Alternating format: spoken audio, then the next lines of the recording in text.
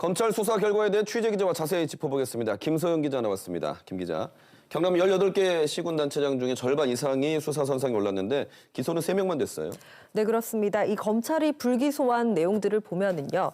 이 오태환 의령군수와 진병영 함양군수가 허위사실 공표 혐의로 송치가 됐는데 검찰은 혐의가 없다고 봤습니다. 네. 그리고 이 허위사실 여부를 차치를 하고서라도 이 발언의 고의성이라든지 이 선거에 영향을 미치려는 그 의도성이 있었냐, 목적이 있었느냐를 놓고 검찰과 경찰의 의견이 엇갈린 건데요. 또 검찰은 이승화 산청군수의 금품 제공 혐의와 하승철 하동군수의 정치자금법 위반 혐의에 대해서도 경찰과 달리 무혐의라고 결론을 내렸습니다. 네. 이 박종우 거제시장 같은 경우에는요. 배우자와 비서실장 측근이 연루된 이게 3개 사건에 대해서 수사 선상에 올랐는데요. 배우자는 사찰에 1,000만 원을 기부한 혐의, 이 비서실장은 상대 후보를 비방하는 인터넷 홈페이지를 운영한 혐의, 그리고 측근은 설준 국회의원 보좌관에게 돈을 건넨 혐의로 기소가 됐는데 이 박종우 시장 자신은 혐의를 벗었습니다. 네.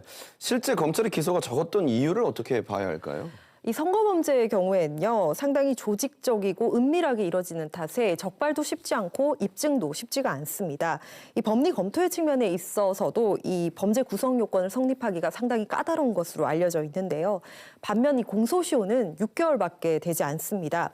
이 경찰이 수사를 하느라 대부분 공소시효를 한 달 정도 앞두고 대거 사건을 송치를 했는데요.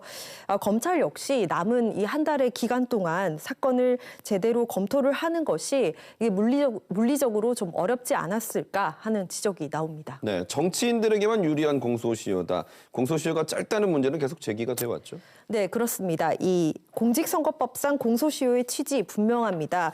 이 정치인이 수사를 받느라고 뭐 시정이라든지 이 의정활동에 방해를 받아서는 안 된다는 건데요.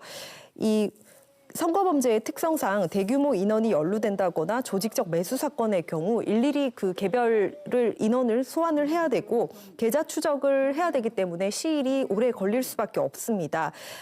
일본은 그래서 1960년대에 단기 공소시효를 없앴고요. 독일과 미국의 경우도 선거사범에 대한 공소시효 규정을 따로 두고 있지 않습니다.